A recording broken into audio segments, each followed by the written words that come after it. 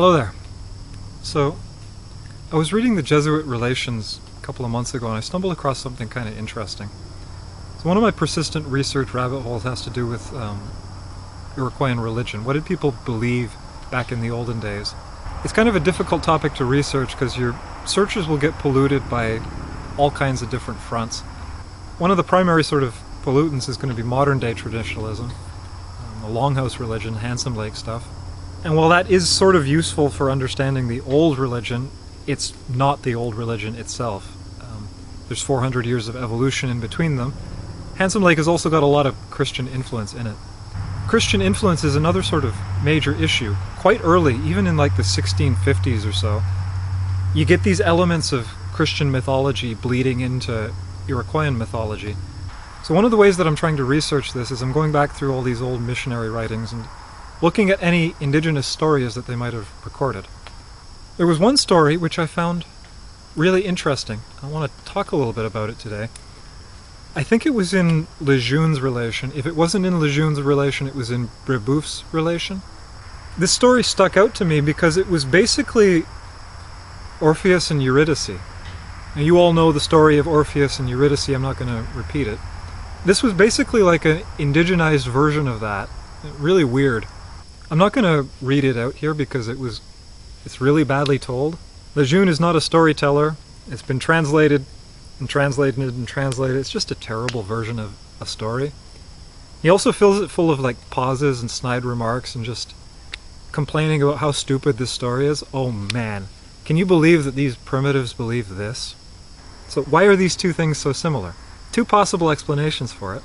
One of them is basically the Joseph Campbell type thing, that Orpheus and Eurydice, the story, is built out of these fundamental human archetypes which deeply appeal to parts of our evolutionary psyche, and that this story is just so archetypical that different cultures, separated by thousands of years and hundreds of thousands of miles, can come up with them independently. The flood myth. We all live in a world which can flood, and all of us being human, we all respond to a flood in kind of the same way. Wow. The other thing, though, the other potential explanation for this is that these Hurons who Jeune was talking to in the 1630s, they'd heard the story of Orpheus and Eurydice from some European a long, long time ago. And it had to have been long enough ago that it evolved, because it had all of these. It wasn't just like a straight retelling of Orpheus and Eurydice. It had all of these really culturally specific elements. One of them, in order to get Eurydice's soul out of the underworld, Orpheus has to put her in a hollowed out pumpkin. A soul doesn't have a body. How can you carry something that doesn't have a body? So he has to put it in a container and then haul this pumpkin out. If the Hurons did get this story from a European, it had to have been a long time ago. In the 1630s. It had to have happened a long time before the 1630s when this story was conveyed to the missionary. I find that really just fascinating to think about. And it goes back to something else I've talked about previously, that like history doesn't start when you think it starts. History doesn't start with our first written record. It starts sometime before that.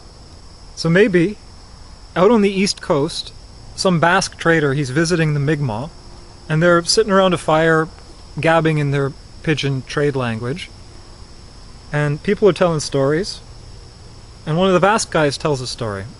Okay, well, I know a little bit of Greek mythology, or maybe I know this Basque version of Orpheus and Eurydice. And this gets told to the Mi'kmaq, and they only partially understand it. They only understand the archetypes and the big important bits. The Mi'kmaq tell the story, and it gets passed along a little bit further and a little bit further and a little bit further until it reaches the Huron.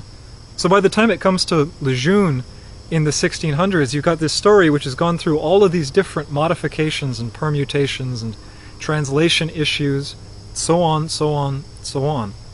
We don't get to know what specifically happened to this story.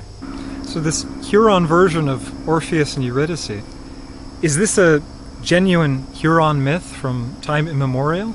Or is it a telephone-gamed Greek myth, gone through who knows how many permutations in 20, 30, 50, 60 years before it reaches Jeune? We don't really get to know. I just find that such an interesting thing to consider. I hope you found this interesting as well. Just a thought.